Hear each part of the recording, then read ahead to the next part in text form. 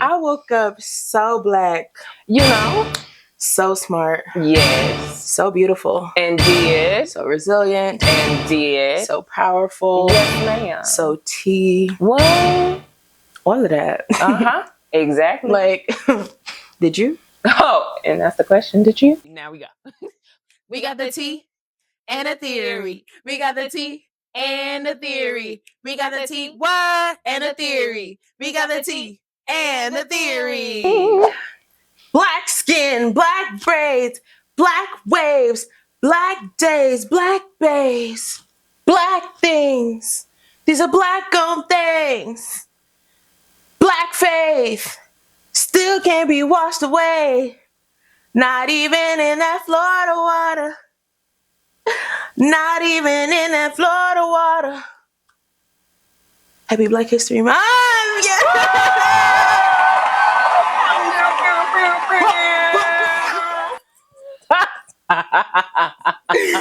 Yeah, all of that. What?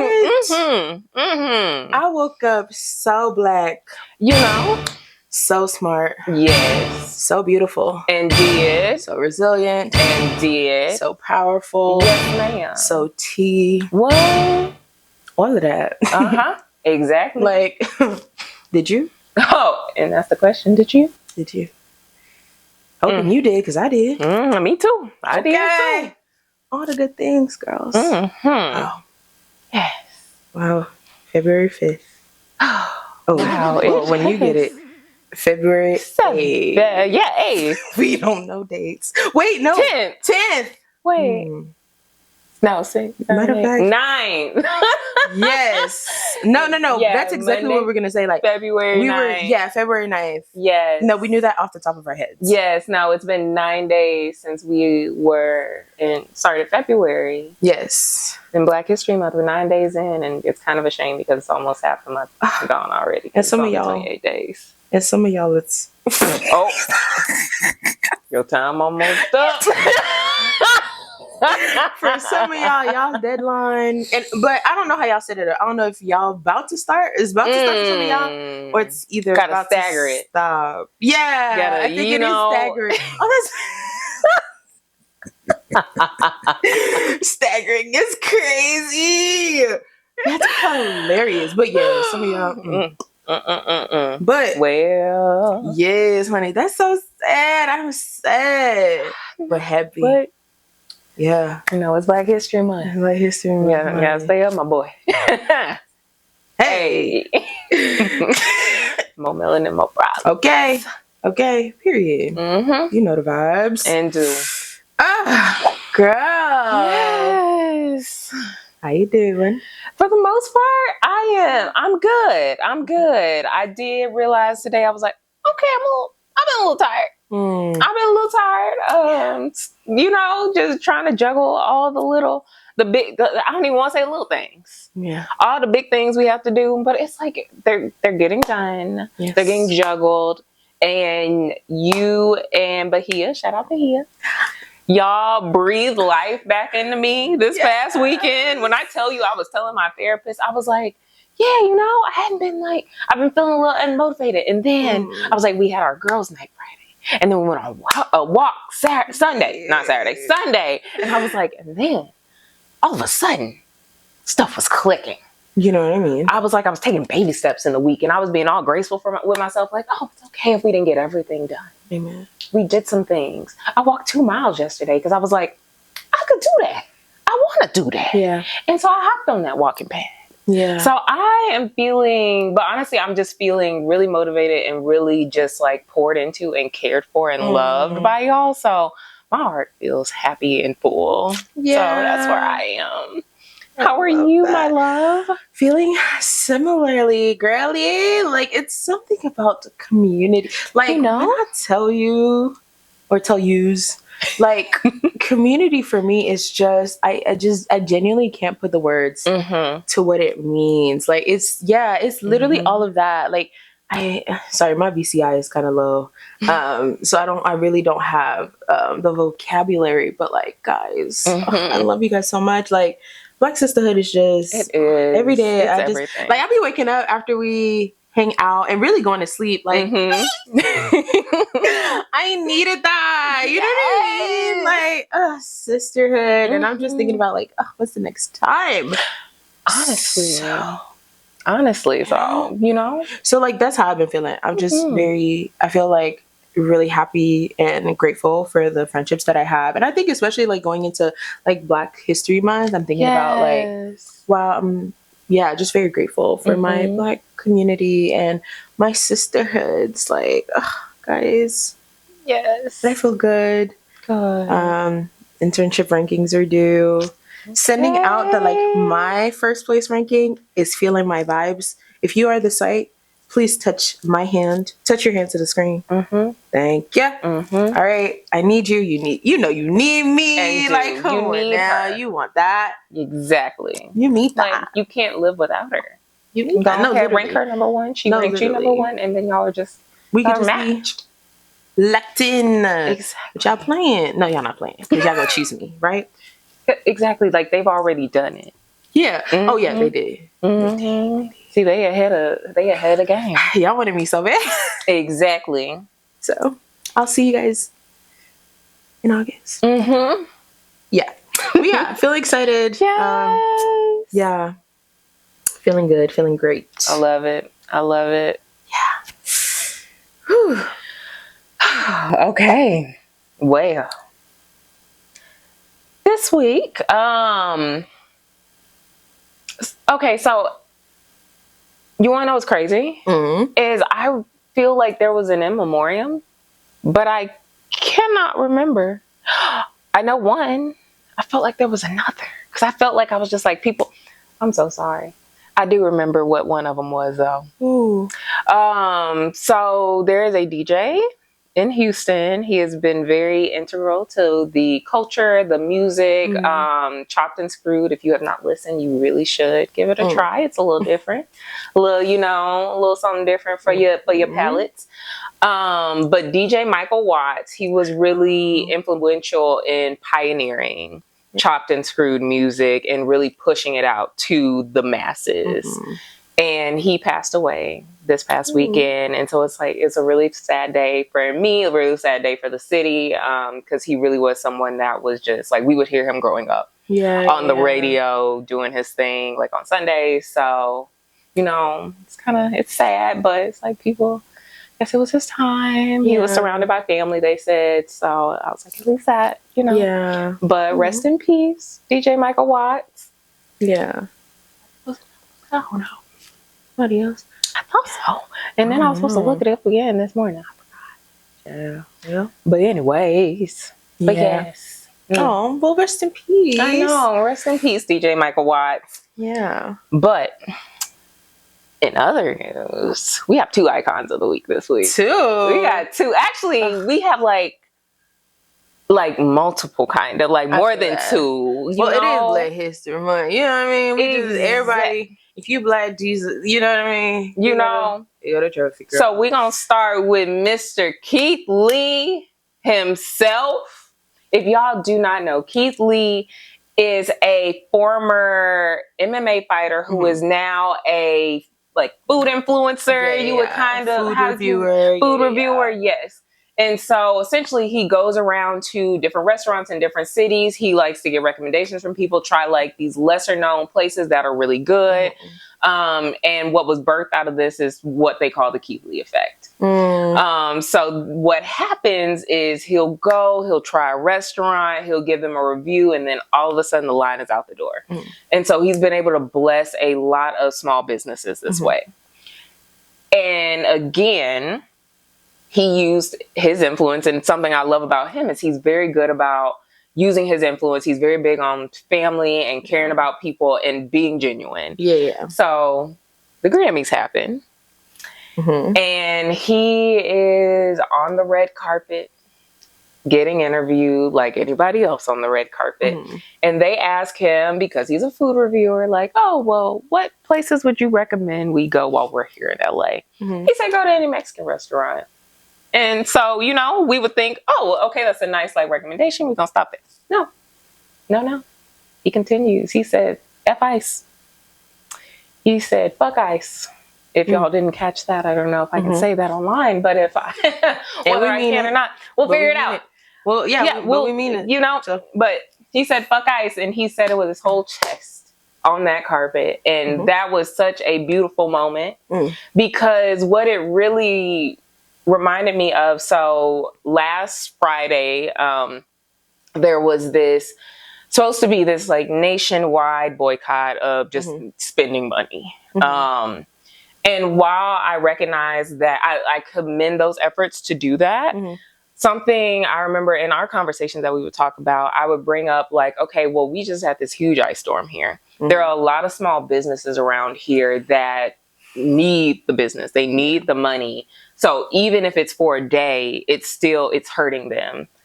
And so some businesses, like when we think about immigrant businesses, when we think about businesses that are owned by groups that are marginalized, that are smaller businesses that don't have the same type of money and funding as like a chain restaurant like McDonald's or something. Yeah.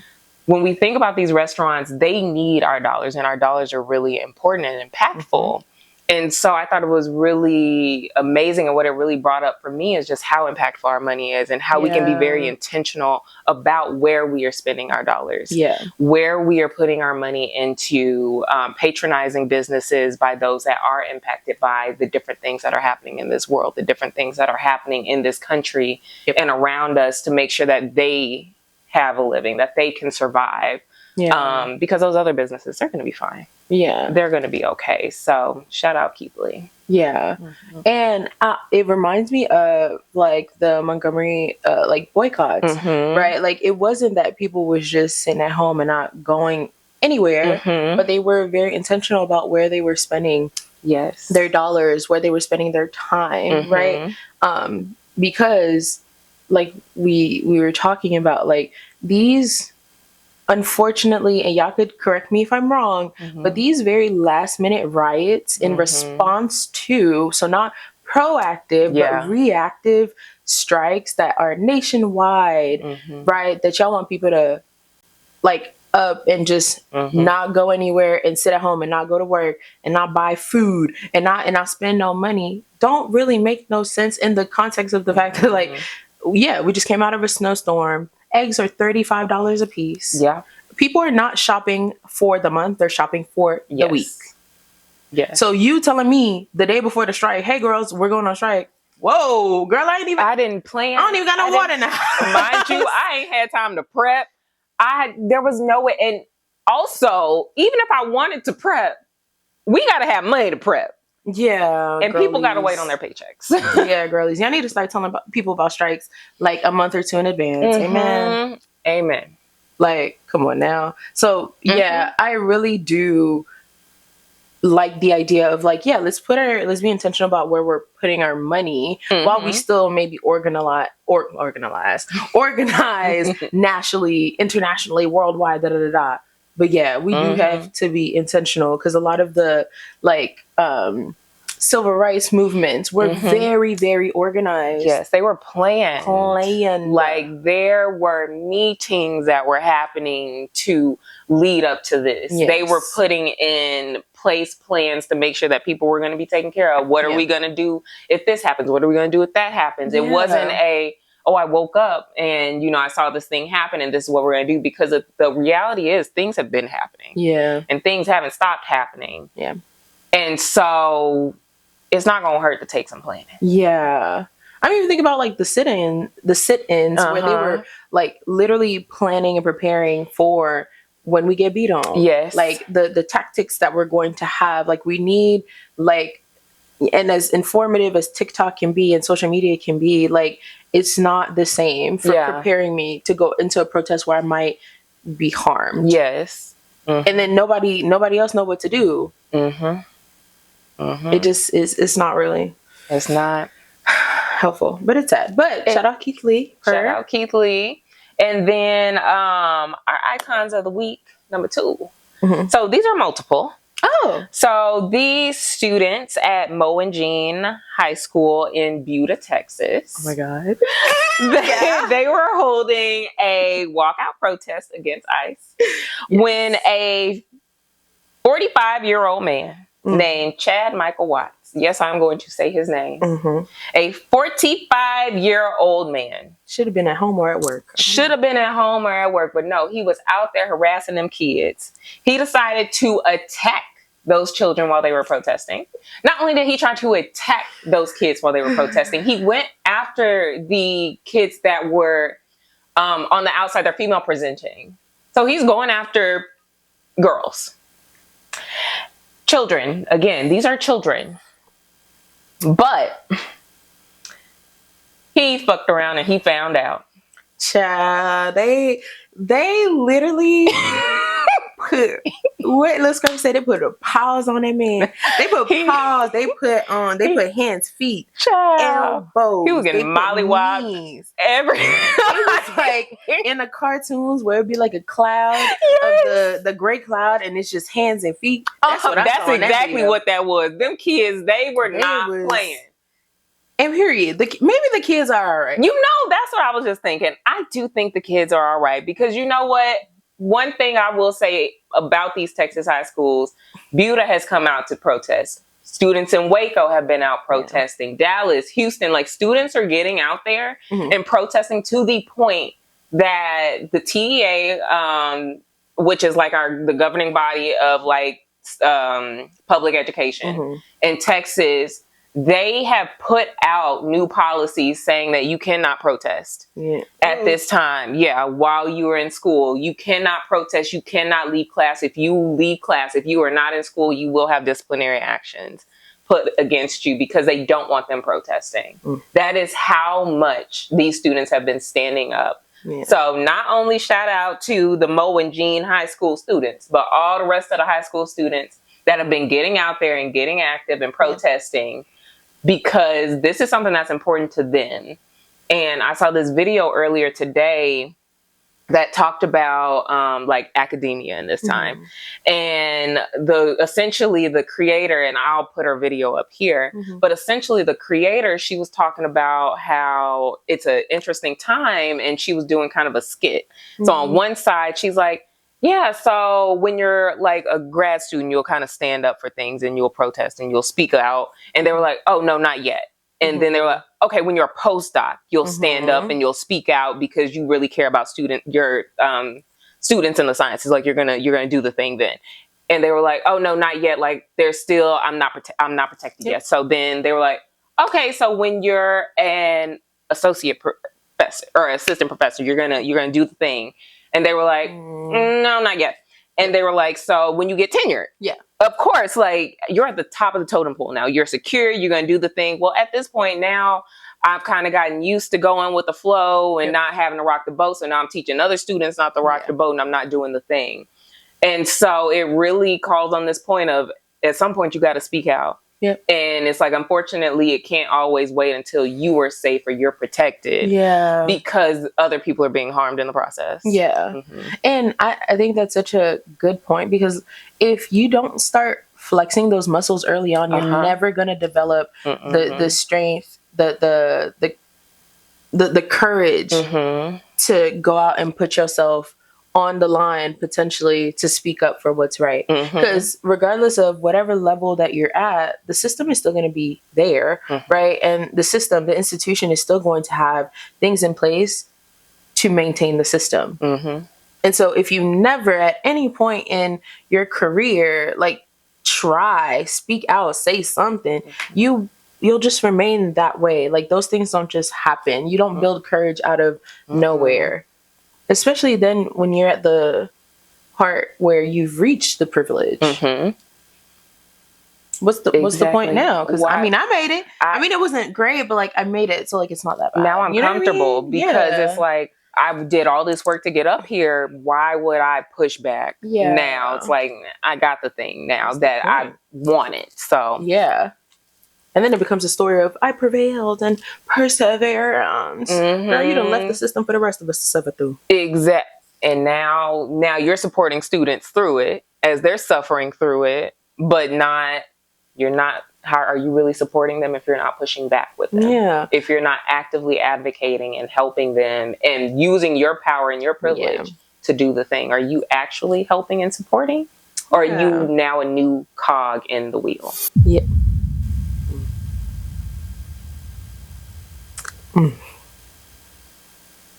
Gonna let that sit with some of you. Fortunately. But yeah. You are a cog in the wheel, girls. You have become the system. No shade. Sorry. Actually, I'm not sorry, girl. You know, because it's a choice. This tough ass system, girl. You know, there's a choice. Yeah, we have to make the choice of, am I going to stand up and do something, or am I just going to go along to get along? And just be honest. If you okay with the system and you fine with, you know, just the fact that you made it, I think it's better if you just. I don't think it's okay, but that's just my perspective. But I think it's better that you do that than pretend that you care. I think so. Exactly. Just don't care. That's all right. You know. But again, those have been our icons of the week. Shout out to all of y'all doing the thing. Boy, I can't wait. Okay,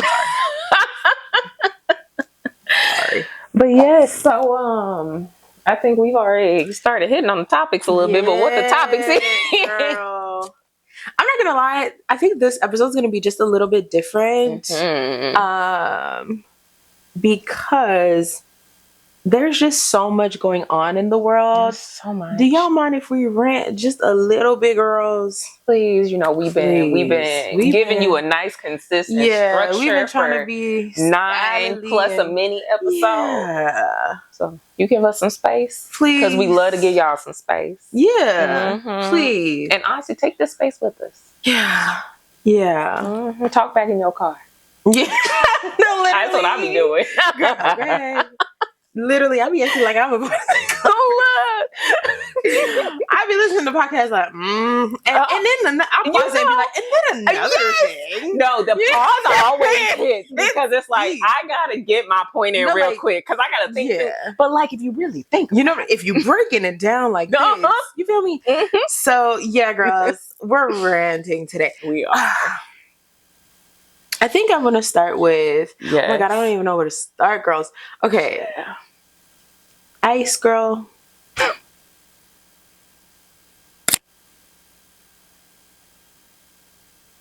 Please. So, and if you're not aware, I don't know how, but apparently Jelly Roll ring. Oh, girl, don't even get me started on that man.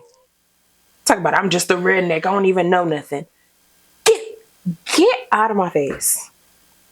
In this big 2026, nobody wants to hear that. Mind you, this is the same Grammy Awards that Keith Lee was just outside saying fuck ice, and here you are on this stage. The rednecks who hate big government, all in their business, all of a sudden know nothing about politics. Girl, just move, man.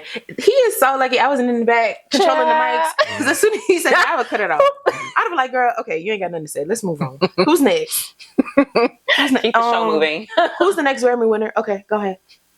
Girl, anyways. Yes.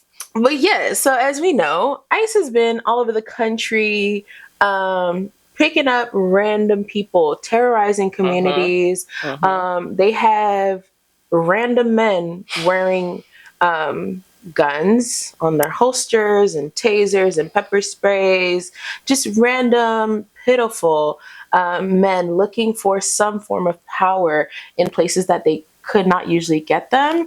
And they just have them going around, just picking up whoever. You know, who I was going to say brown and black, which is true, but they're picking up whoever. Okay. That's how much they don't even know what they doing. No.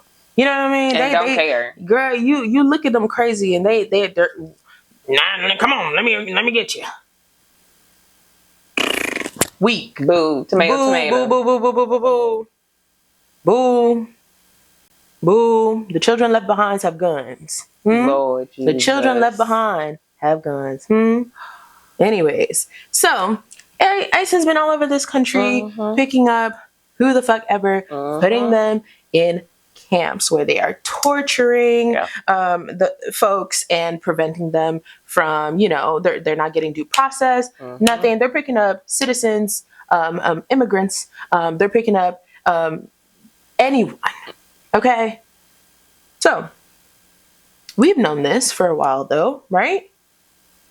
They were in Chicago. No? Yep. 2 years ago, they were on the border of Texas whipping Haitians. Yep. Hmm. But now they're in Minnesota, and like a lot of us have been telling folks, a lot of us whose identities kind of intersect and present us with different experiences of oppression, have been telling you that the oppression will reach you. And it has. They killed not only a queer white woman, they killed a white man. Yeah. Now, right? Now, ice has got to go. Melt the ice. Everybody mad. Everybody upset.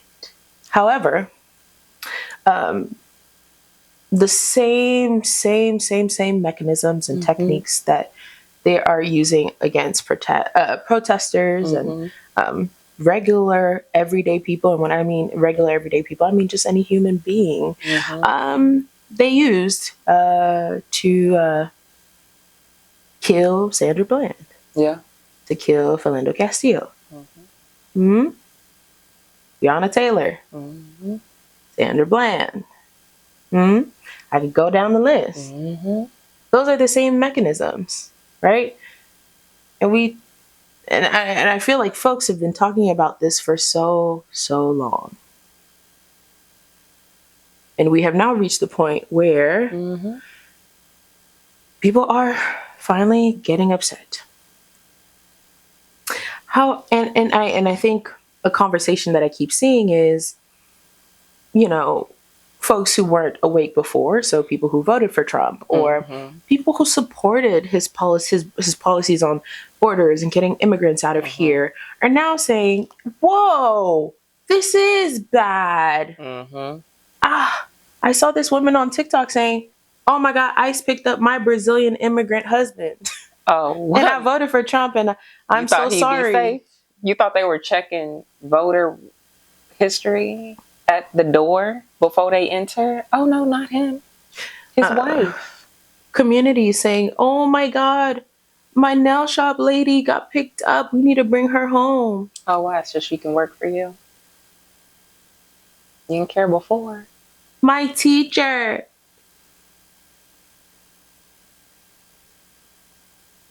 My car salesman. What? Who did you think he was? What? Hello? The sense isn't in the room with us. Guys. It's not. Guys, right? Guys. Come on now. Right? And so these are the same people who are coming and saying, I'm sorry. And now let's organize. And now let's do something. And I've also seen a lot of conversations saying, why aren't Black people doing anything? Why isn't the Black community upset? No, we've been upset. We've been upset. As a Black person, I've been upset. Yeah. Yeah. As a Black woman, I've been upset. Been speaking out. Yeah. Been voting like we need to. Been doing the things that advocating, speaking up, speaking out. But now y'all want Black people to come in and be on the front line and do the work. Take the lashings so that y'all can sit there, get whatever it is you want out of it and be like, oh, that was great. Good job, guys. Yeah. I'm kind of, I don't know. I feel like I understand that we all need to work together to tear down these systems of oppression. But I think there just needs to be a real conversation about why you didn't care until it reached you. Yeah. Yeah. And everyone keeps going, oh, well, now's not the time. Now's not the time. When is the time? When will it be the time? Because the thing is it wasn't the time before. And historically, we've seen Black people are always told it's not your time yet. Yeah. We've seen that, and especially Black women have been told it's not your time yet. The women's suffrage movement, this one's not for you, ladies. This ain't got nothing to do with you. Feminist, that's not for you. Yeah. Even civil rights. I'm sorry, my brothers, but it was black men first, then black women.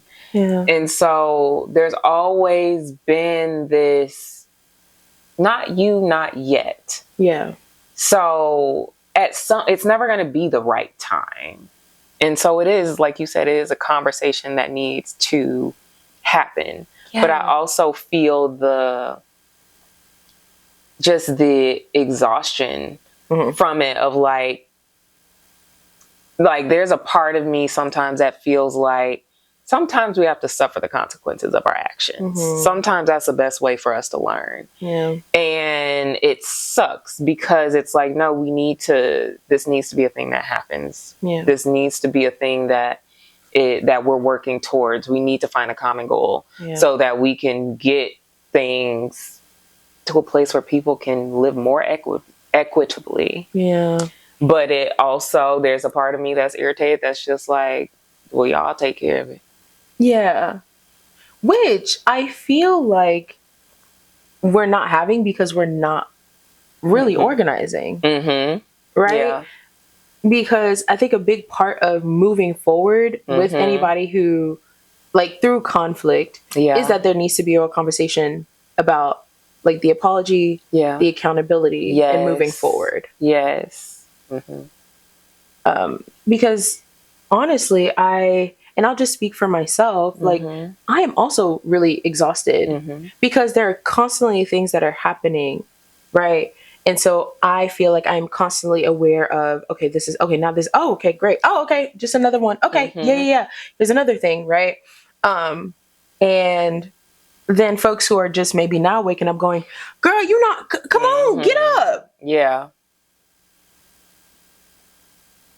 No, I think there needs to just be a real conversation. Yeah. And I think another conversation that needs to be had in the organizing is who's going to be in the front lines. Yes. It can't be the people with the most to lose. And it can't be. In the front. It can't be. I hope that's not what y'all was trying to do. Right? But like, yeah. But these are things that, like, if you're just now waking up to the terrors and the horrors, you got to step back and take a moment and recognize what's been going on. What's been happening. Because you're coming in with what you would say would be fresh eyes. Yes. Like, you've been asleep. Your eyes been wide shut. Child, mind you, our eyes are peeled open. No, literally, since Trayvon Martin's murder, my eyes have just, because I immigrated here. Yeah. Right? And so for me, watching the murder of Trayvon Martin and thinking, no, like, for sure, like, that man is going to jail. Being in Florida, Trayvon Martin went to the high school that I eventually attended. Wow, I never knew that. So it's like, it was very close to me. Like, my sister was friends with his brother. So it's like, right? And so when you're talking about that, which was in 2012, right? At my young age, and then I have people talk about, so, oh my God, I can't believe this terrible thing has been happening. The groundwork has been, like, the foundation of all of this has been here, and people have been talking about the foundation. You're just not waking up. Do not try to press me about where I am and what I'm doing and who am I with. Hello. Yeah. Hello. And every day I feel like I get on TikTok and people are just shouting the horrors of the world at me, but no one's telling me, what are we going to do? And that's the bad part about it, right? Like, having all this access, it's like, it's great in that maybe now we can spread messages about things that we couldn't spread before. We can see things that are happening and bring it to people that maybe weren't paying attention before. Yeah. But now we also have everybody every 2 seconds of, like, you should be outraged and you should be upset about this, and you need to be upset about this, and you need to be upset about this, and you need to be upset about this. But there's never any plans. There's never any actions. There's never any, okay, this is what we're going to do. Yeah. Like, and I even think about, like, the grassroots organizations that typically they do these types of things. It's like, if y'all want to yell about stuff, go get involved with the grassroots organizations, because they're out there doing the groundwork every day with the people that are impacted. Yeah. So go out there. You don't have to get on TikTok and scream, because also, unfortunately, because so much is always happening, that's also our way of escaping. Yep. Sometimes some of the horrors and things that we're experiencing, because it's like our brains do need to rest. Yes. Being constantly inundated is not what we as people, that's not how we were designed. Yeah. That's not how our brains were designed. That's not how our bodies were designed. And so now we're literally just storing up trauma. Yeah.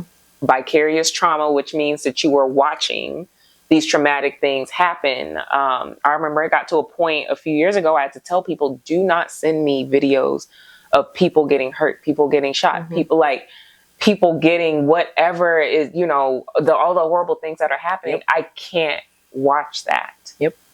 We are not meant to consume consistently everything that's happening. And I think there's this piece of, in the people that are yelling at us through TikTok, there's this piece of like trying to guilt you into like, well, you should know about this. Why isn't anybody talking about this? And you should know about this. But it's like, at some point, I do have to rest. And I do have to turn this off, because like you said, if we're getting all this information, but nothing is being done about it, sometimes the healing is in the advocacy. Yeah. But if we're never advocating and we're never doing the work and nobody's putting together the things, I can't heal. I'm just taking in all the information. Yeah. And it brings me back to the thought that like of being in community with people, right? As we try to navigate getting justice and resistance and etc. It's hard to be in community with somebody who just woke up. Yes. It's hard to be in community with someone who just woke up. Yes. You are now awake to things that we've been, like when I say that I sat and watched the Trayvon Martin trials as a child. And for me, I'm saying that because for me, that was my real awakening. That's when I even had the language to go, oh, that's racism. Oh, it's systemic. Because before that, I'm a child. Yeah. And I'm thinking, well, okay, me being treated different might be just maybe due to my characteristics or my person, right? But then I feel like that's when I woke up. Mind you, the key word here is that I was a child. Now, you as an adult who just finished voting for Donald Trump and who is now just waking up to the fact that all his policies were terrible. And this is, and mind you, they had a website. They told you what they was going to do and what they was going to run through. And for you to just go, oh my God, I thought you were playing, but now we all need to get together. It's hard to be in community with you. It is.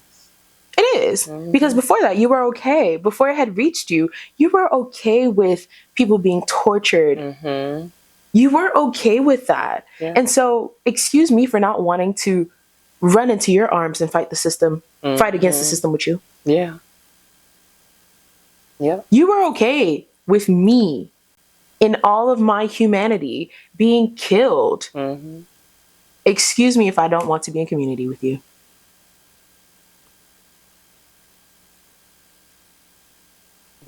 I think that's really where we are now. And it sucks that this is how I feel about it, because we do need to be together.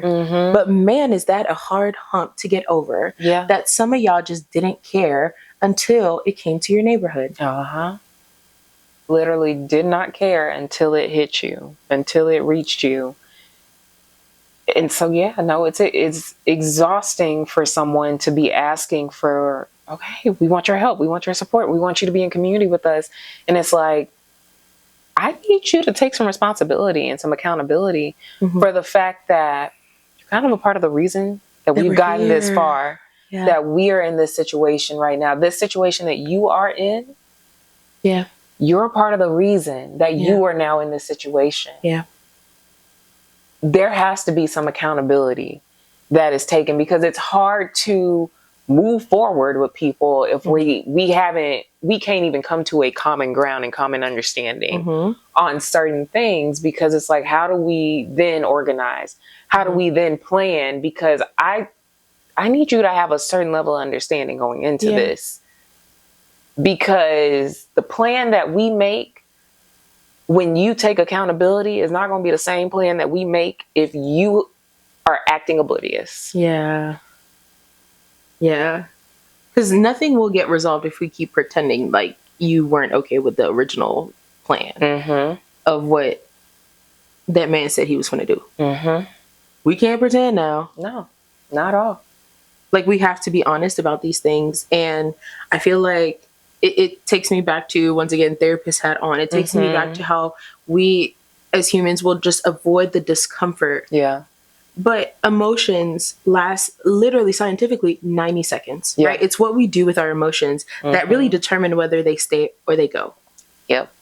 And so that discomfort, you should experience it. It's normal. It's natural. And beyond that discomfort is so much more to experience. There's community beyond you experiencing that discomfort, you being honest about what you were willing to tolerate from this organization. Just to have, quote unquote, immigrants leave. Did you, like, why did you not think that this would ever reach you? If we can dehumanize, and girl, we've been saying, we've been saying this. If they can dehumanize me, they can dehumanize you. They can dehumanize you. Yep. They'll just change the definition. That's the really cool part about being the most privileged and the most evil and the most powerful. I can do whatever. Exactly. And it's the same playbook they've been using since they stole the country. But see, had you been going to class when the semester started, you would have been on that. You would have known. Now we on chapter 2026, and now you still on chapter 1804. And we you see that? And we don't have time to flip back. You catch you up. You gotta catch up. The final coming. Hello. Like, I don't have time to teach you. And that's a part of it too. It's like, in needing to have this conversation, it's not it's not them coming in to this conversation and saying, I messed up and I did this thing and I shouldn't have did this thing. It's, again, us having to say, we need you to slow down. We need you to back up. Do you recognize the role you played in this? It's, again, us having to step into that role of, let me teach you, let me walk you through this, let me be the therapist that's kind of helping you see both sides. Y'all, we're tired. I'm tired. I'm tired, y'all. Child, like, I don't have it in me to walk you back, walk you through the history, teach you this stuff, teach you where you went wrong, teach you how it could have all been different, teach you how if people just accepted people for who they were and stop worrying about people being in it, because mind you, this was not your country. This wasn't your country. Like, so you shouldn't even be here either. But the indigenous are not trying to kick you out. Y'all boys gotta pay attention. I feel like in this time I have really been getting into like Afropessimism, which it's a big jump from our Afrofuturism. Man, they in there talking that stuff, like, and I'll be honest, like, I genuinely haven't wrapped my complete mind around it, and so I'm open to comments and thoughts and further perspectives and understandings. But like, okay, so Afropessimism is kind of a school of thought or a theory, which really talks about how, okay, so this was proposed by like Frank Wilderson III, and what I've come, or what I'm understanding is Afropessimism really talks about how like anti-Blackness and violence against Blackness is foundational to so many systems, and it's very, what is the word I'm looking for? It's like necessary for the world that we exist in. Oh wow. And for me, I've turned to that because of how much anti-Blackness comes out every time we do have a systemic issue that like finally reaches like the most privileged.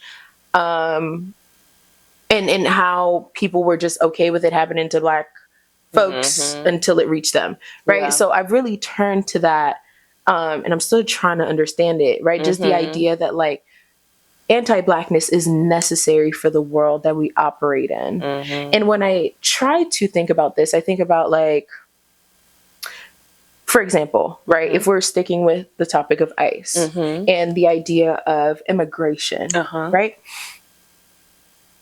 As a Haitian woman, I know firsthand, or not firsthand, I'm sorry, but I have witnessed firsthand, like what it's like. Actually, no, I'm a Haitian immigrant. I just immigrated from Canada, which this is privilege, right? But I know so many other like Haitians who immigrated from different parts of the diaspora or directly from Haiti, and like their experiences, right, with navigating immigration services, even thinking about like going back a few years when at the border of Texas, there was, ICE agents who were, or border agents or whatever, like literally on horses, catch the imagery, on horses whipping Haitian migrants. Right?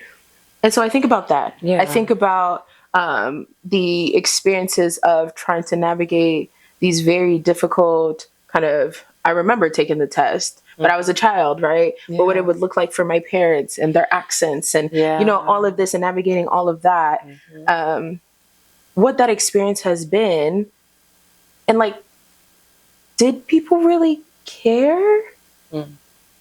Do people care? Did people care when like Chicago was being impacted by ICE and, folks were being terrorized by ICE? Like, why did it take for a white woman, a white man to be killed for people to recognize that this is horrendous?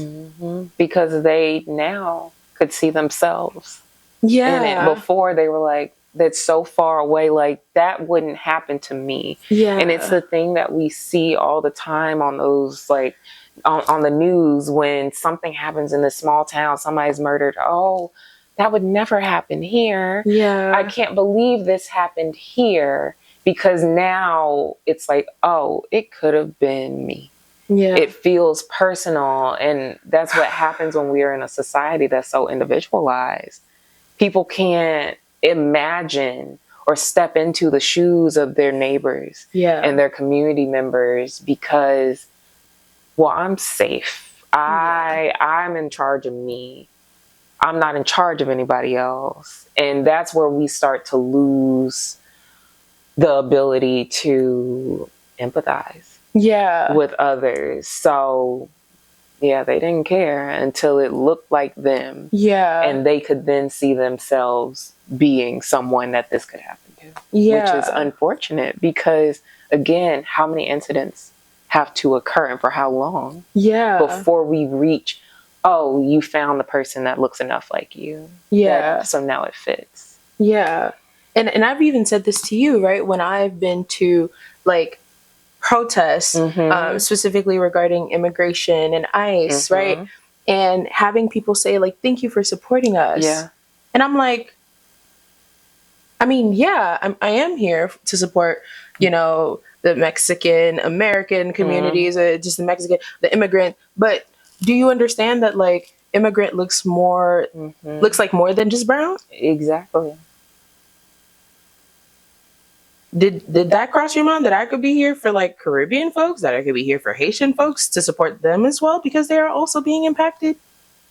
Right. And so I think about that, like when I show up sometimes in certain spaces to fight in support of us all, I then sit with the fact that like, this was for a portion of y'all. Oh, okay, my bad. So it's still, even as we're going, we're going to get what we want your help. We want your help, but we're going to get what we need to get. And then we're going to back it out. We going to be done. You may still be getting impacted. But we brought you in and we got what we needed. So we're good to go now. Yeah. And I think what Afropessimism, I think is connecting for me is that like that necessity for anti-Blackness and violence to happen to Black people is that it dehumanizes us, right? Yeah. And so things that happen to us aren't that serious. Yeah. Yeah. And so, and I'm still unpacking it because like I was watching a talk of like from Dr. Wilderson the third, and I was like, ooh, you are saying words. But it's like, I think that's the part that's resonating with me is how many systems literally are built off of anti-Blackness and violence against Black people. And yeah, I think that's what I'm sitting with now is that sometimes, people genuinely don't care that it's happening to Black folks. And it does make me incredibly sad. But honestly, and it makes so much sense to me because it's like this country would not exist as it exists had there not been enslaved peoples here building this country, setting up the systems for how our country is going to then thrive and work. Slavery would not have happened had they not seen a continent of individuals that they were like, you're not like me. And I can exploit you and I can harm you. And that's okay because you're not, I can't see me in you. And it makes so much sense when I think about even traveling. We can't go anywhere without saying Black friendly places to travel. And the list is small. And the list is small. So thinking about like how it's not just the US. It is worldwide. It's global. It is literally worldwide. And so, we can't go anywhere. We can't exist anywhere without there being some form of anti-Blackness. And even once we dive into places where it's like, oh, well, there's majority Black people here. We then get colorism. And so it just comes in different flavors and levels and and so I think that's something that I have to sit with and just explore a little bit more because so many of these systems are built on anti-Blackness, so many ways that they have decided, or not decided, but they have like developed or established ways to dehumanize everyone have been built on like dehumanizing Black people. And I think that just cannot not be said. And I think I sit with that. And once again, recognizing we all need to be together to fight this off. But I'm tired.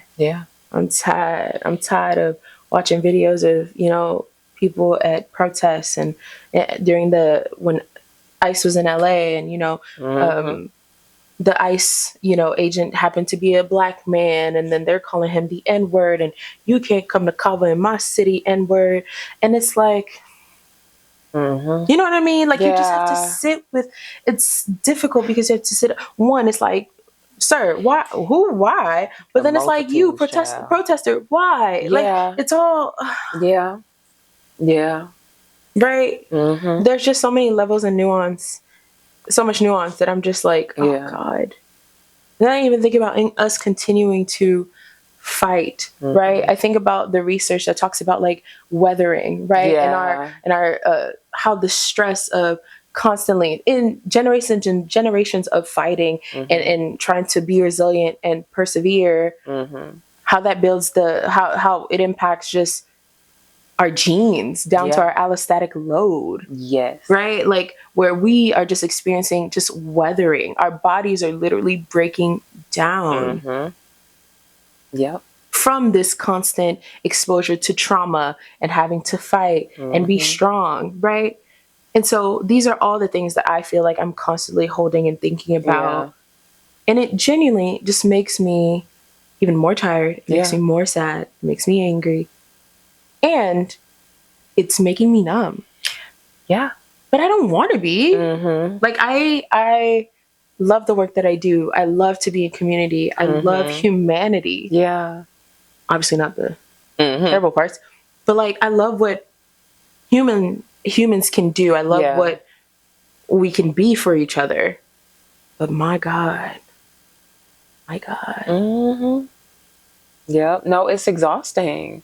I know I was telling my therapist today, I was like, I am, like, we were talking about me wanting to go, like, walking more and trying to figure out what that looks like. And she was like, okay, you know, you want to, like, because she was like, it sounded like nature is kind of working for you. Like, that's something that's making you feel good. So you want to try, like, walking outside more? And I was like, oh, that would be nice. I can kind of identify a place I would want to go. And then I had this brief thought that, like, flashed into my mind. I was just like, but when are you going to do it? Yeah. And it was something that was so quick that happened that I didn't really notice it.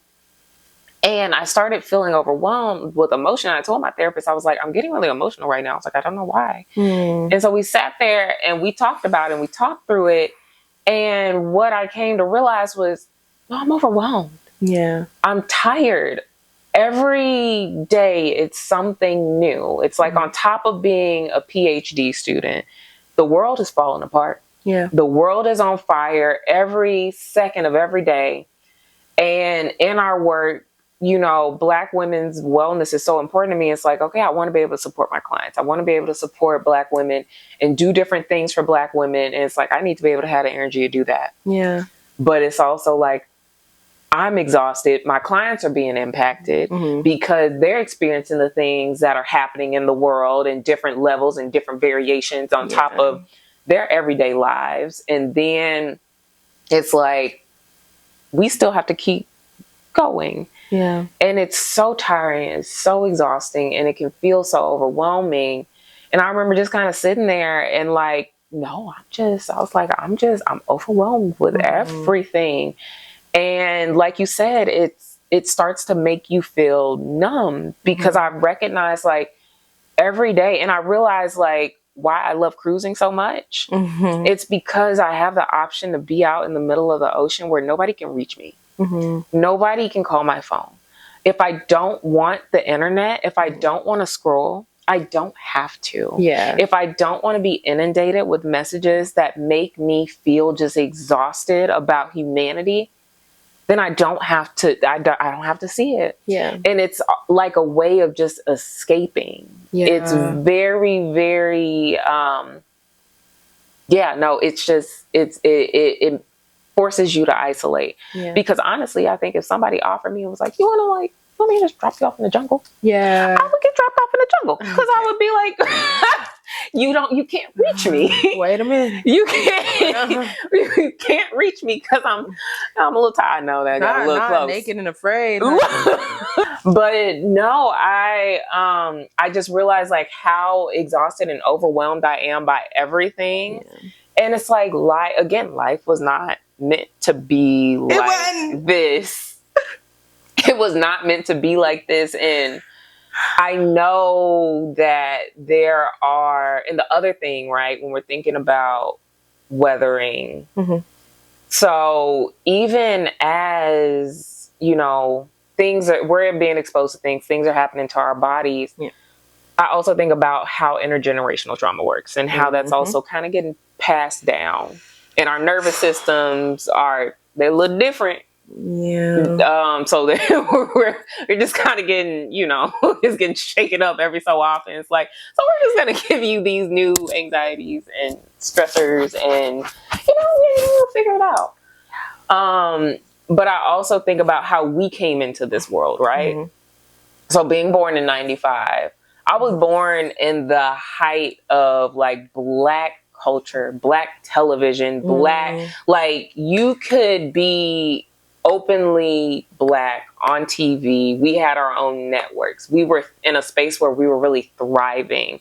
Black culture was really taking off in a way in which and this is with the birth of like television, radio, all those good things. And then eventually social media is taking off in a way where we're seeing how we really, like, we're seeing in real time how we influence things. Yeah. We're seeing in real time, like, it feels like things are okay-ish.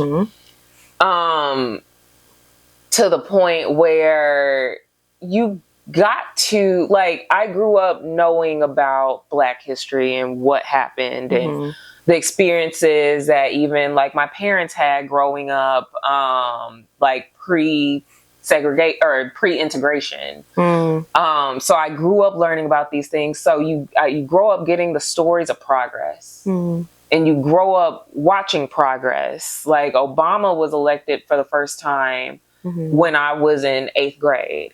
And so being... Sorry. Dang. We got to put that meme in. No, that crazy. I think I was like 4th, 5th grade. I was like, nah, bro. Gee, yeah. Because when he was first elected, I was still in elementary. Oh, Steve, no, that is... Am I lying? Nah, yeah. 2008? Yeah, girl. Well...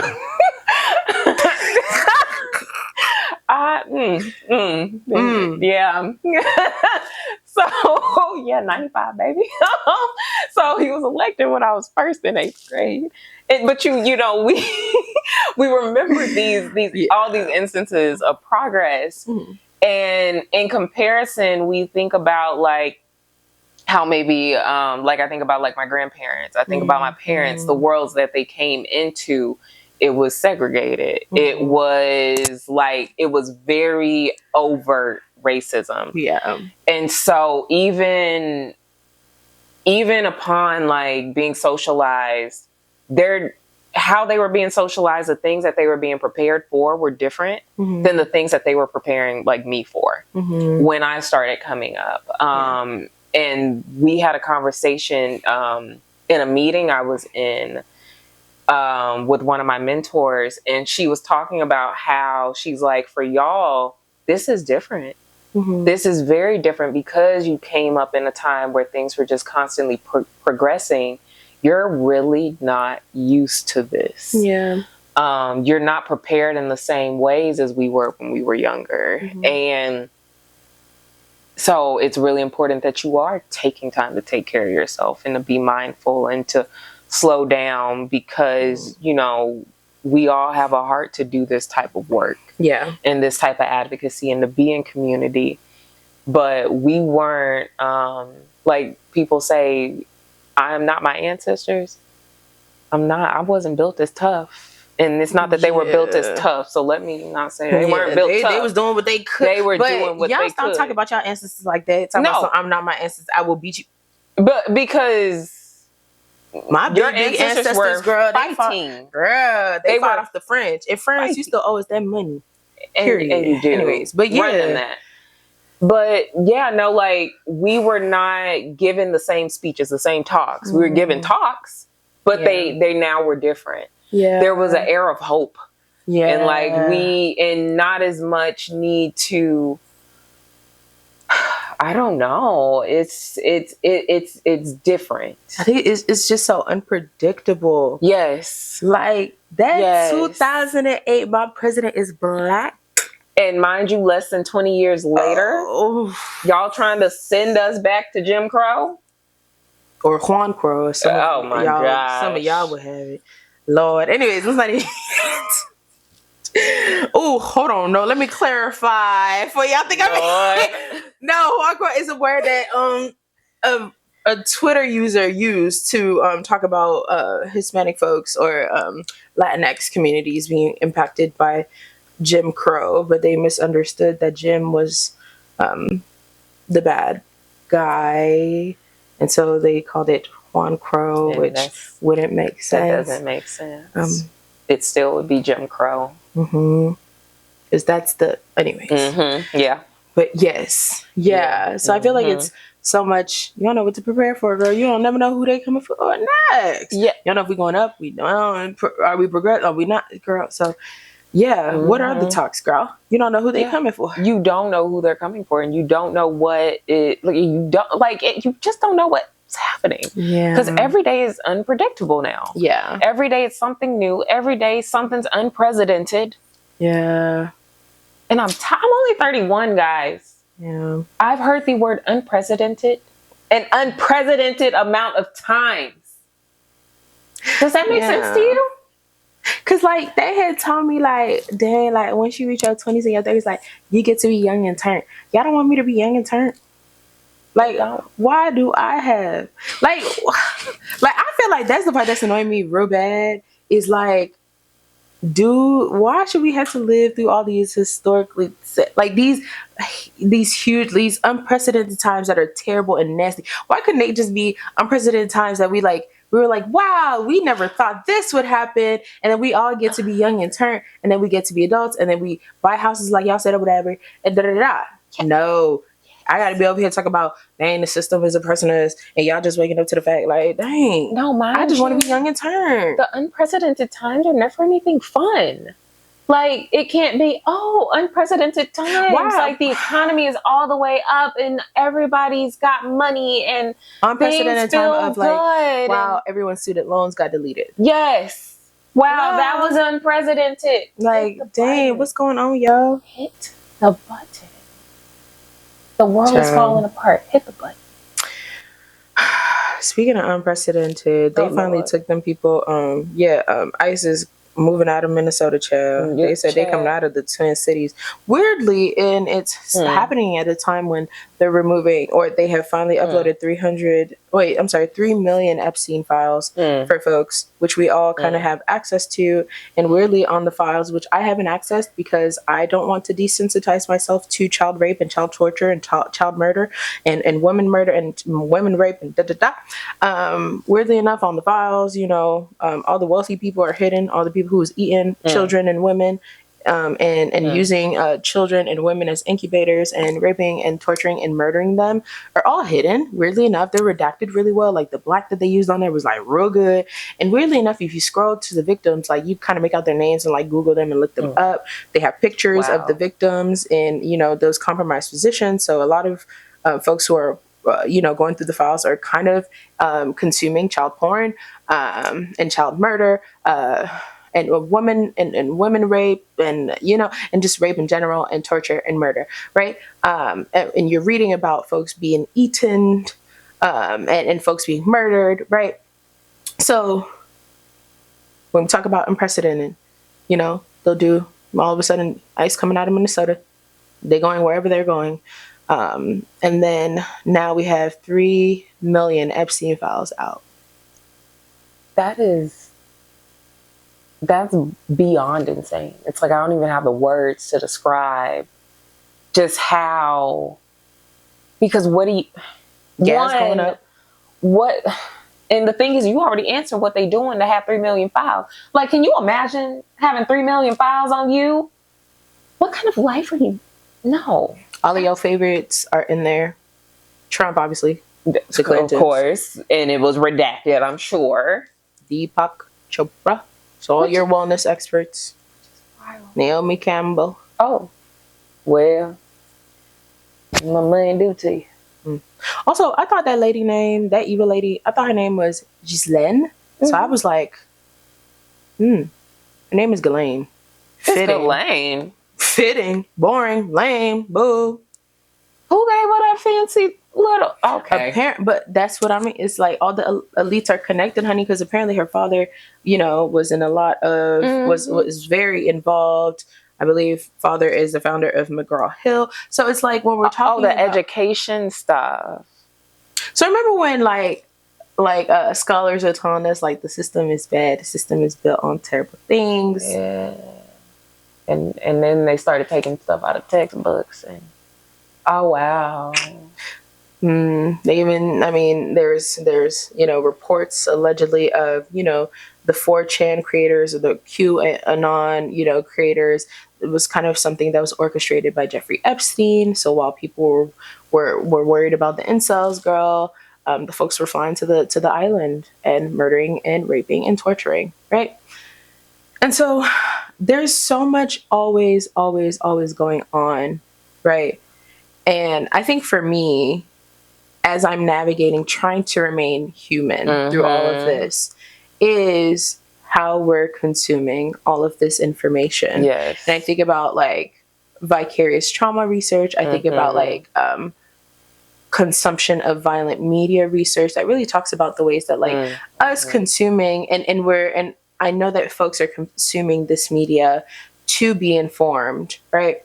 But one, I think there's something to be said about, you know, these files just being given out to us, and nothing else, right? There's no warning like, hey, if you are reading these files, I hope that you're able to, you know, meet a therapist. Here are these resources. Girl, the IRB, okay, the ethics boards won't even let you do a study that might slightly make your participants uncomfortable without providing them resources. But the government can just give you access to child porn and not give you anything to support yourself through it.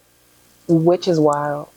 Right. But it's also like we have all these files, right? And we have all this stuff, which we're saying is, I'm assuming they're saying these are proof of things that have occurred if they have compiled 30 million files on it. And it's not even like, so we release these because we're going after the people that are in it, the people that have victimized, the people that have harmed. There's no plan. There's no care. It's just, here you go. But I think that says a lot, right? That they would put all of this out. They don't care about the well-being of, you know, the general population who is consuming this. But also, what does that say that they have now put out these files and we do nothing? Yeah.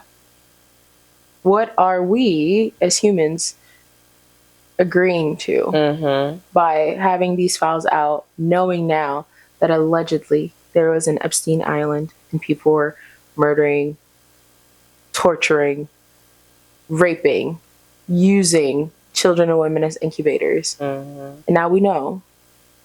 And then we go to work.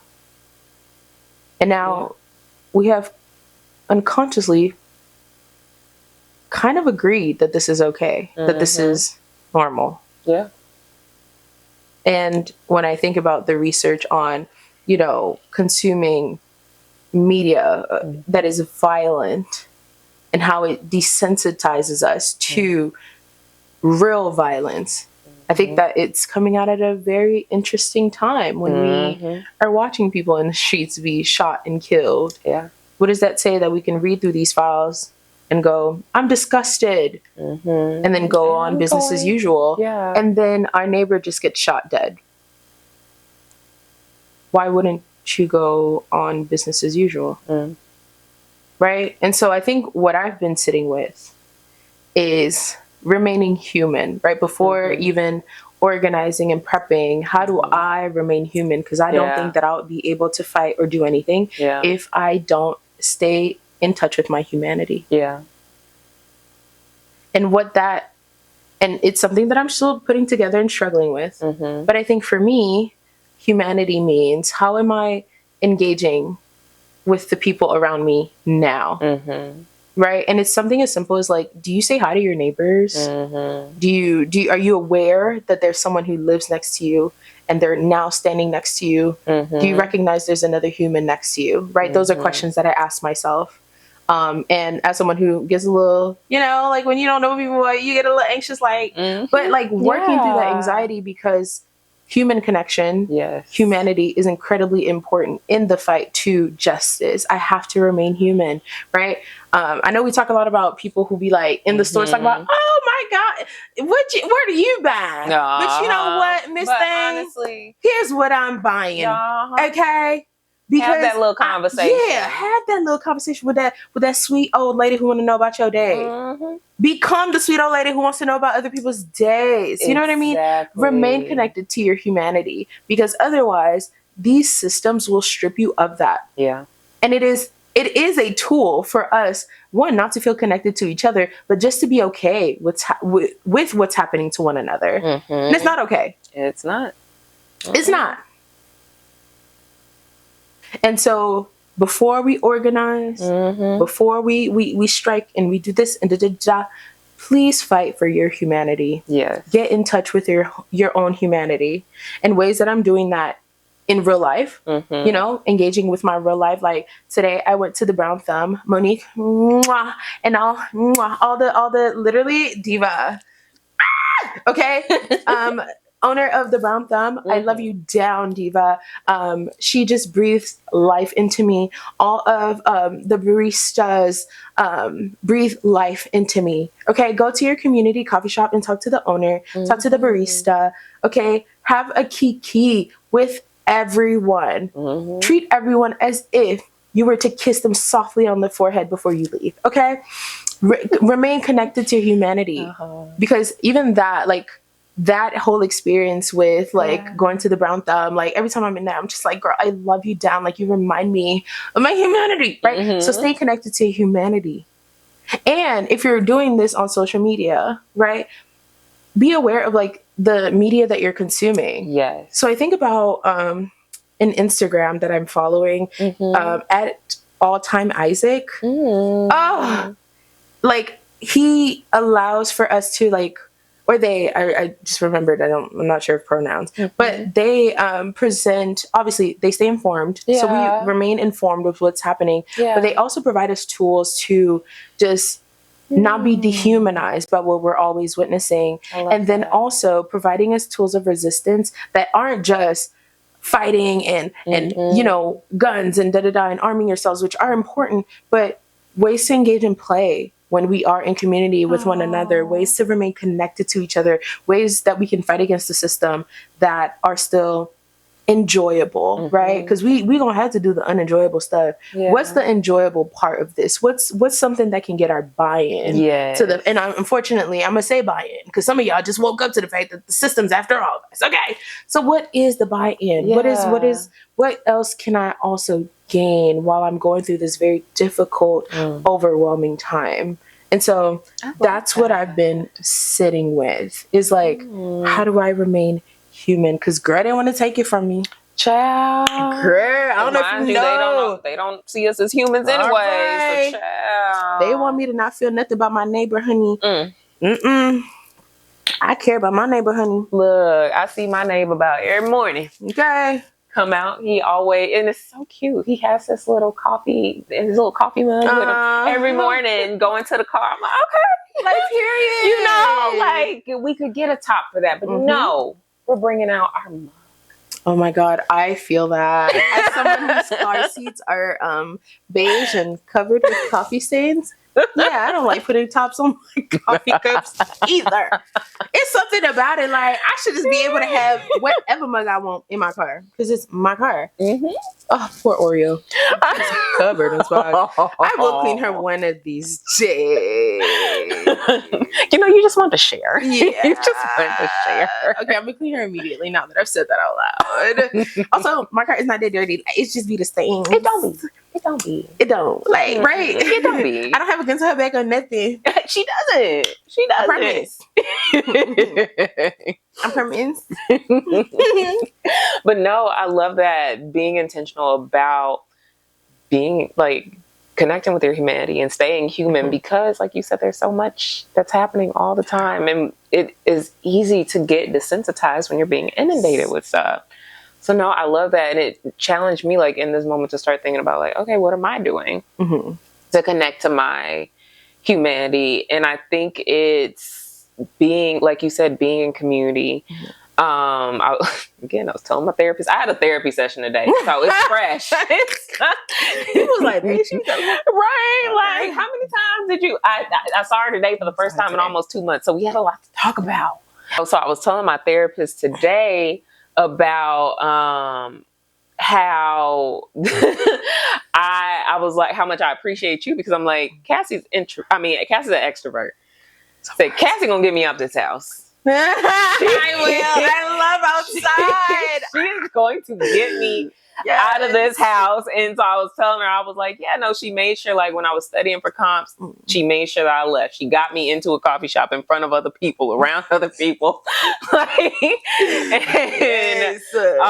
I was just telling her, I was like, yeah, no, like, she is often the one that's initiating, making sure that I'm getting my butt outside of these walls, these four walls, and making sure that I'm in community with other people. And I was just telling her, I was like, I really appreciate that, because it can be so easy for me, especially if I'm feeling like a little tired, to be like, and I'm not going anywhere, and I'm going to turn on my little comfy. Like, I was watching Harry Potter earlier, and it's been on a little marathon. I'm on number 3 right now, and so it's easy for me to just be like, I'm gonna just sit here, and I'm just not gonna go anywhere. But she, in our conversation, was like, so let's also think about like leaving our house more, and like, you know, you need to get out and go places. Because she was like, well, what's energizing you? And I was like, just feel good when I like leave the house. And she was like, you need to leave the house. I hate when therapists do that. Girl, I know. So why? So if that's making you feel good. Hate that. So then I was like, okay, like, Jessica, damn, okay, I'm gonna leave the house. But that's my goal right now, of trying to reconnect with my humanity more, is being around people more. Yeah, so being able to just go outside, be around people, and allowing myself to just experience others and experience the presence of others is so important to being able to really maintain my humanity. And so, yeah, that's what I'm working on. Just trying to get out there, be more present, and just being in the presence of others. Because it's so easy to feel dehumanized, and to really be thinking intentionally about how we're going to do that. So I appreciate you bringing that up, because like I said, even as you brought it up, it made me start thinking about like, what am I doing to be more human? Because I think my first thought is always like, I'm very big on rest and that self-preservation. But as we talk about on here so much, community is so important. And so it's like, I can't forget that piece of everything, because that's also a part of us resting and really engaging in this human experience of being in community with others. Even if you're not like, oh, I'm not sitting with somebody, I'm still experiencing you being in this space with me, and allowing you to experience me, so that if you decide you want to interact, or I decide I want to interact, I could do that. But I can't do that in my apartment. I can't do that in here. As much as I would love to believe that I could just stay in my my little apartment and build community, you can't do that. You gotta go outside, y'all boys. You have to go outside. You do. Yeah. Well, it's a lot. And even though we're getting into like Afropessimism and stuff, I feel like a part of me just does still have, you know, hope for us as human beings. Just, you know, hopefully. Yeah. Because I like to experience humanity that just cares and is nice and loving, and, you know, as was, I think, intended. And I think that's another thing that we can so easily lose with TikTok is we like so much of the content that gets pushed is like rage bait and people that are like loud and upset and like just shows you the worst parts of humanity. But we don't always get like the little old lady and her puppy that's coming across our feed. So again, like you said, being mindful about the media we consume, how we consume it, being able to curate our social medias is super important, because I love looking at the little doggy videos. It brings me joy. There's a giraffe named Dwayne that don't like his name. I saw that. Dwayne do not want to be called Dwayne. He does not want to be called Dwayne. I don't know what Dwayne's name is for real, Dwayne, but like, it's not Dwayne, and I need them to try something different, because it ain't Dwayne. Try Morris. Andrew, something else. He was not feeling Dwayne. Throw some more stuff out there. When I named my dog, I said a few names until he responded, and that is what his name has been since then. So it's you gotta let him choose, get a little vibe. Yes, give him some choice in life. Yeah, Dwayne ain't messing with it, but those types of things bring me joy of seeing like there is like good things out there. There are more good things than we're being exposed to. Yeah. And so it feels like the world is overly negative. Yeah. At the moment, but we have to be intentional about seeking out those like pockets of joy. Yeah. Like, girl, there's like a trend. Just think about it now of like stepdads finding out that like during graduation or something that like the child or whatever, the child is like walking across the stage with their last name, tears, but stuff like that just is like reminds me, you know what I mean, gives me hope in humanity, because period. And like stuff like that I love. Like I don't know if you've come across like the folks who they have like a final walk of the night song. Nah, I don't think so. Oh my god, now I'm losing the sound, but it's like it's the last walk of the night. The last walk of the night. And the little dog just be coming down, just going down. So, but like stuff like that, like you really gotta. I know they be pushing the algorithm, honey, but you really gotta look at all the whimsical and funny and like touching stuff, because that's what social media was supposed to be about. No, because it used to be so fun. Like you post like, I'm eating these Skittles. Yeah. And that was your Instagram feed. And people would like it. And we would all be content and happy. Yeah. And aging and dating myself back in MySpace, when we could just curate our profiles, like whatever song you were feeling, that would be the song. The little, I don't even know what they're called, but like the little avatar women used to go in there and like, okay, which one is mine? Like, which one is my vibe? Like, it used to be so fun to be on the internet.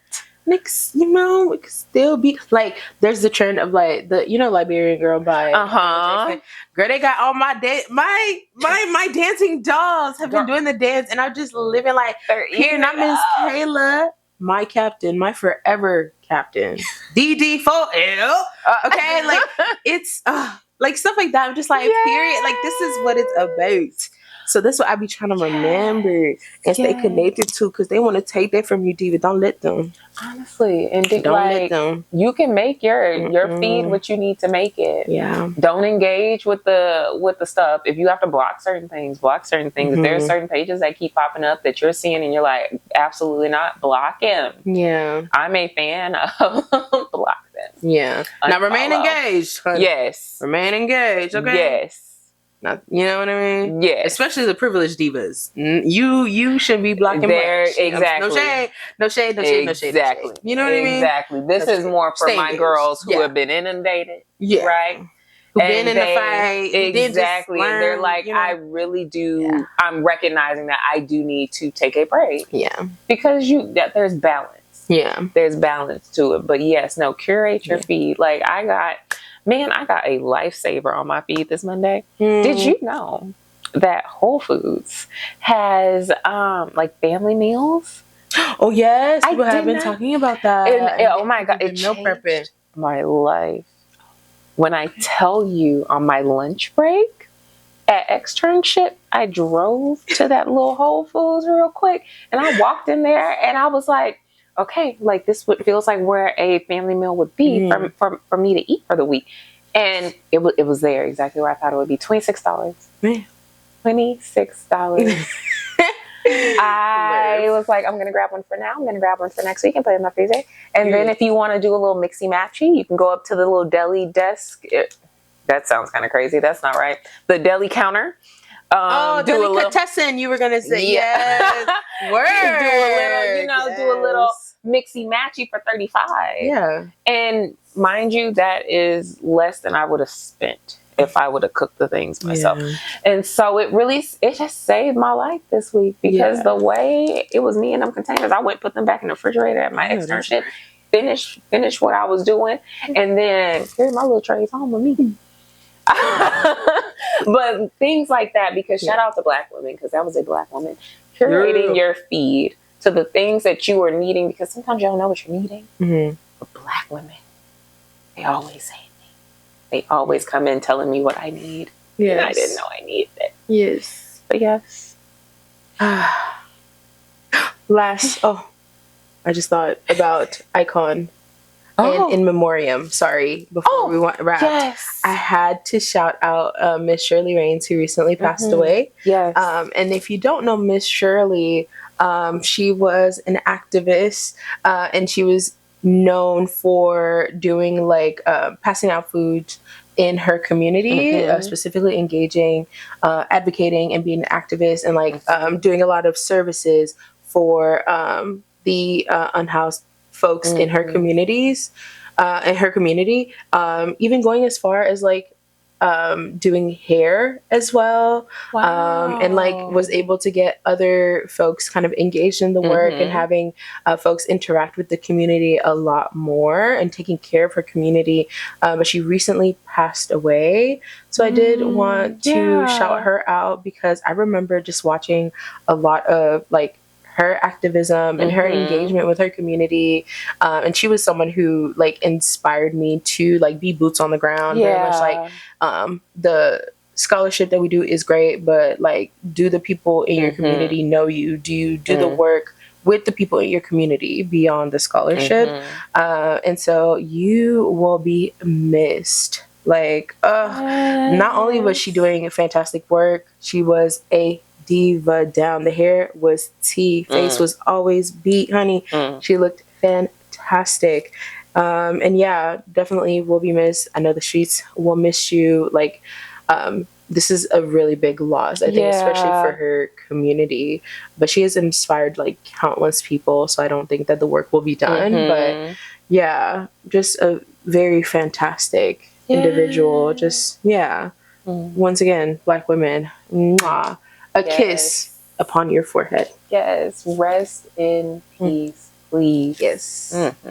Oh, yeah. And hopefully your son is there to just welcome you home. Yeah. Love you, deeps. Have you said all that you needed to say? Yes, ma'am. I have let it spew. Have you said all you needed to say today? No, I'm kidding. She's like, actually, how much more time do we have? No, I'm kidding. But yes. Okay. Yes. So, do you have some tea? Oh, do you? Can we help you with a theory? We're here. If so, send us an email at tandtheorypodcast@gmail.com. Or you can send us a DM on Instagram at tandtheorypodcast.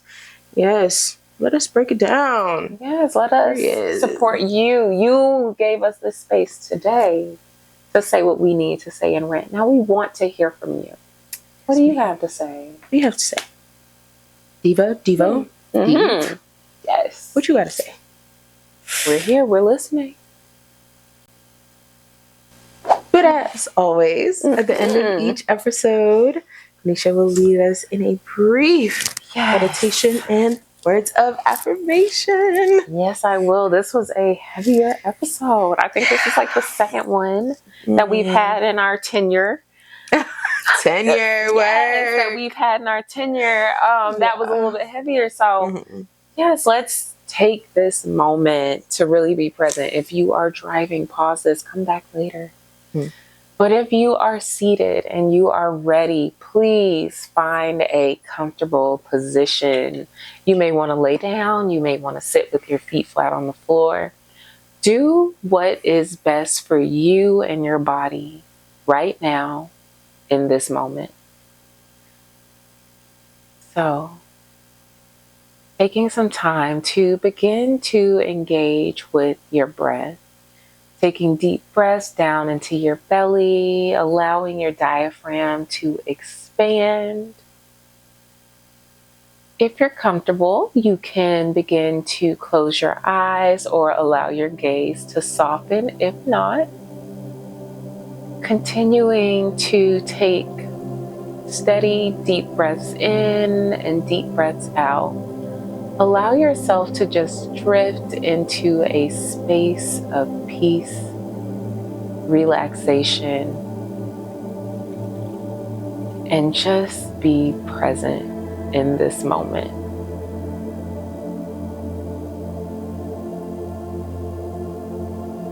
At any given moment, there is a lot that is happening around us. And life can begin to feel overwhelming. It can begin to feel heavy. However, you have power to check in with your body and release any heaviness, any overwhelm that you were experiencing at any given moment. So right now, in this moment, take this time to check in. Check in with your body. Notice your toes. Notice your feet. Notice your legs. Do your hips feel tight? Are you clenching or holding your stomach? Does your chest or your heart feel heavy? Do your shoulders feel tense? Do your arms feel like they are weighed down? What about your fingers? How are they doing? Are you experiencing any pains in your neck? Any clenching of your jaw? You need to wiggle your nose a little? Are your brows furrowed? Is your forehead relaxed?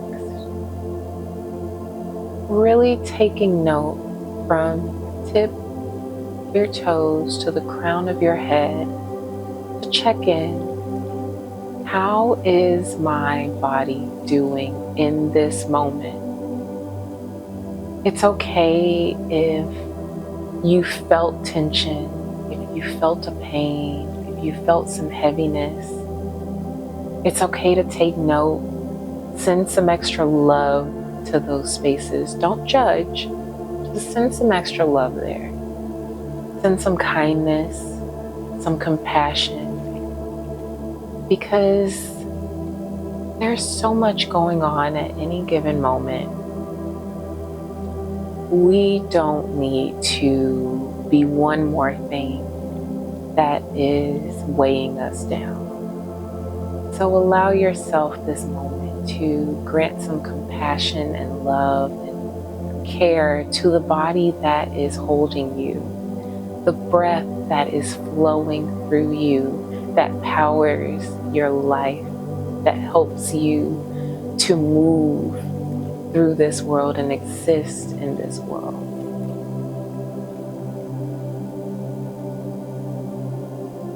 As you are continuing to breathe and send that kindness to yourself, you can repeat in your head or softly to yourself, I deserve to rest. I deserve to rest. I deserve moments of peace. I deserve moments of peace. I honor my body. I honor my body. As we begin to wrap up, I just want to leave you with, just remember, you can always return to this space where you can check in, you can be present, and you can grant yourself kindness and love. You deserve it just for existing, just for being present. You don't have to earn this kindness. You don't have to earn this compassion. You are enough just as you are. Your body is enough just as it is.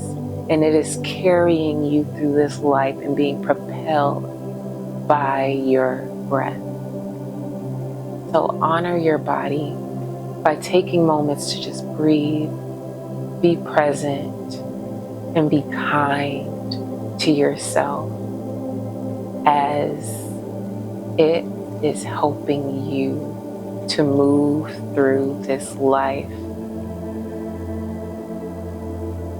When you are ready, You can begin to return to the present moment, wiggling your fingers, wiggling your toes, allowing yourself to bring movement, gentle movement, back into the body. And when you're ready, and only when you're ready, you can slowly begin to open your eyes and rejoin us on the couch. We, as always, and especially today, are so grateful for you, for your presence, for sitting with us, allowing us this space. We have been so grateful to be able to give y'all this space. So thank you for sharing this space with us for episode 10. And we will see you next time. Bye.